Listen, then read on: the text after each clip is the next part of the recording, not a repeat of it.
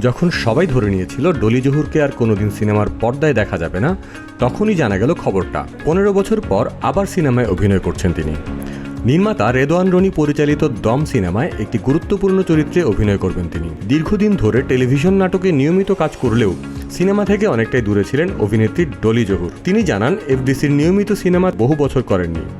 দম ছবির গল্প, লোকেশন ও পরিচালকের কাজের ধরন ভালো লাগায় সিদ্ধান্ত নিয়েছেন আবারও চলচ্চিত্রে অভিনয়ের। পরিচালক সম্পর্কে ডলি জহুর বলেন, রেদওয়ান রনি খুব মেধাবী ও সিনসিয়ার পরিচালক। আগের কাজগুলোতেও সেটা দেখা গেছে।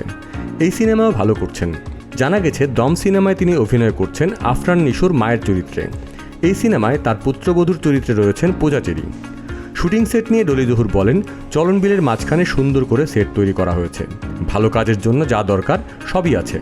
2011 সালে সর্বশেষ সিনেমায় অভিনয় করেছিলেন ডলি জহুর। এ পর্যন্ত তিনি 161টি সিনেমায় অভিনয় করেন। তার অভিনীত প্রথম সিনেমা রহিম নওয়াজ পরিচালিত অসাধারণ।